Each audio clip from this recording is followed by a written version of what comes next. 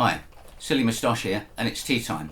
And if you can hear something in the background that sounds like rain, it is rain, really heavy rain. This morning I was watching a video by Jeremy Shepherd, the guitar hunter, bless him. Does some really good videos, and he was talking about his own personal stash of guitars. And I thought, well, that was a good idea, so I could do something like that, but I'm going to do it by type. So I'm going to talk about my Dreadnoughts first. Played Martins quite a long time. I had a 1973 D35 from, let's get this right, 1975 to 1996. It's 21 years. And it was fine. No problems with it at all. Great guitar. In 1996, I was fronting a trio with dobro, mandolin and double bass. And we were doing pretty well. And I decided I wanted a match set of guitars, and something made me go for a Martin J40 and a 1240. The J40 just did not suit me. I don't know why. It had the thin neck of the D35, maybe it was the profile, something, but I was not working, it wasn't working for me.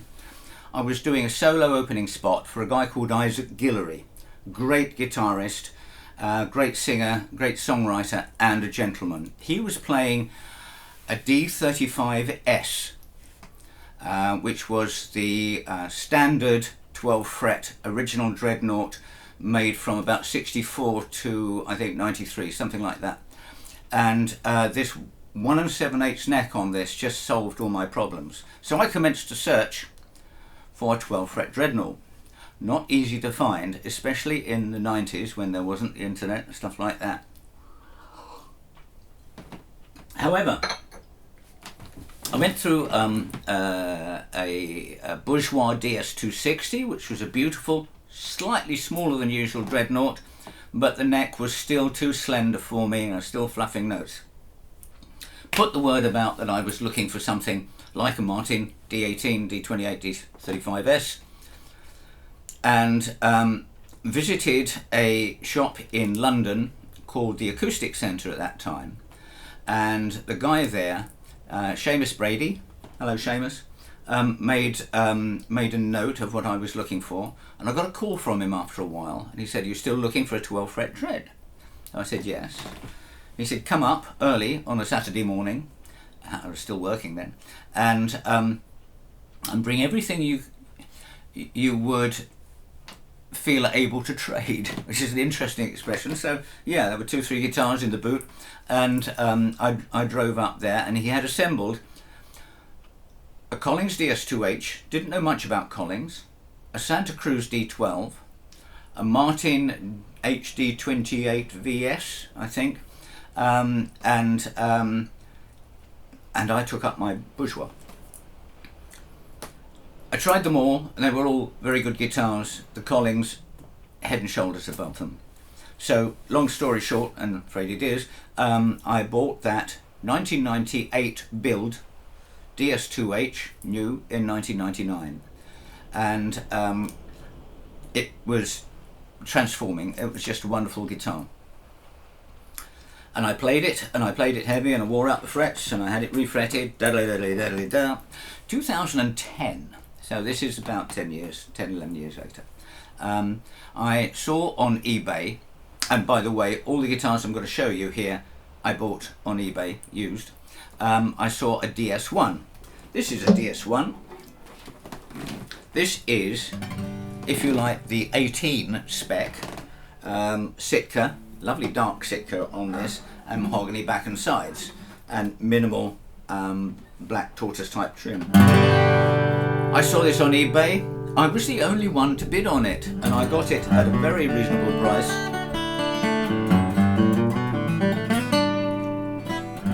And this became my bluegrass guitar for its power, its raw power, and I played it hard. It's virtually spotless. No guitar is actually spotless. I wore out the frets. It's been refretted, and it's just always perfect. So that's 2010. 2011, I saw another DS2H. The DS1, by the way, was a 2008 build, and I saw this Collings DS2H, very, very similar to my first one, with a kind of 28 herringbone finish, you know, from the Martin influence, of course, East Indian rosewood back and sides. Subtly different tone.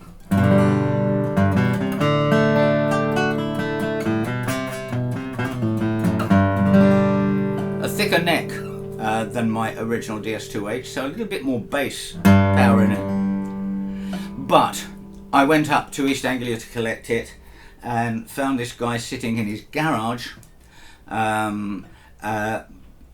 spray polishing it with carb polish. Really didn't know what he had, really didn't know how to play it. The action was really high, probably getting on for about 3/8. I don't know what happened with that, but I made him an offer, he accepted it, and I spent quite a bit of money getting it set up properly. But once it was set up, it's fine, it's consistent, and this is my guitar that I will use for solo gigs, and I use all of them, whichever takes my fancy. So there's my second DS2H. I remember coming downstairs after I pressed the button on eBay for it and said to my wife, I've just bought another Collings DS2H and I'm not quite sure why. Well, I haven't regretted it. It's 2010, the DS1, 2011, the DS2H. 2012, I saw another Collings Dreadnought on eBay. It's a different one. It had Sunburst. DS1, so mahogany back and sides, but it was an A for Adirondack SB Sunburst. I looked at it, I asked a few questions, and I thought, no, this is silly. I'm going to have two mahoganies and two... this is just silly. So I passed on it. And then I got a phone call from a guy I know who buys and sells guitars quite a lot, and he said, I'm going to be in your area next week. I got that DS1 ASB. Would you like to see it? Yeah, okay. So anyway, he came over with it, and of course he left without it. A deal was done. This has seen quite a lot of hard work. It's got quite a few dings and dongs, and the frets, I don't know whether they've been replaced. They don't look like it, but they are quite low, so I think they've been crowned rather well by someone, and they're starting to wear through a little bit now. And it's also got this K&K True Mini thing, so it's got, you know, the three little doodads underneath on the bridge plate, and a little microphone, and a separate belt preamp type thing, stereo cables, and terribly complicated, and I've never really used those, but I have used this guitar, and it has almost the power of the DS1 with Sitka, but more subtlety.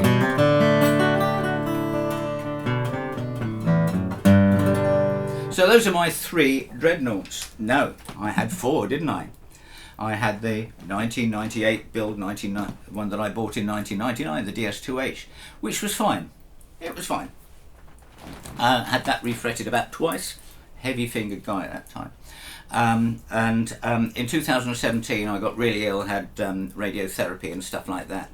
And what I didn't realise is all that stuff changed a lot of things in my head, including my hearing.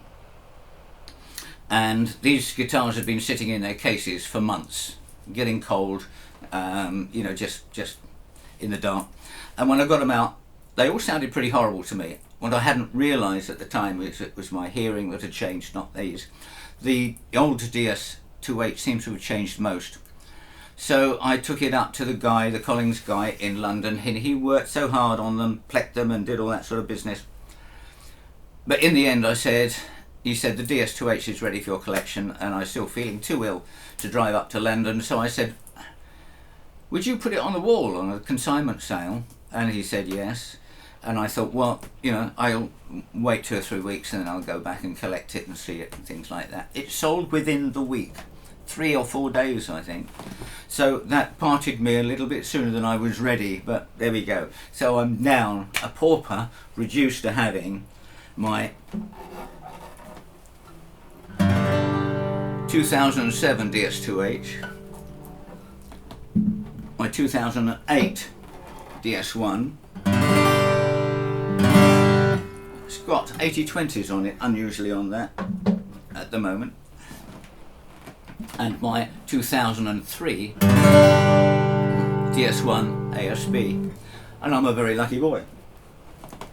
So tell me about your Dreadnoughts, tell me about your journey, ask questions about this, and always give me suggestions about videos that you'd like me to make to talk about something or other.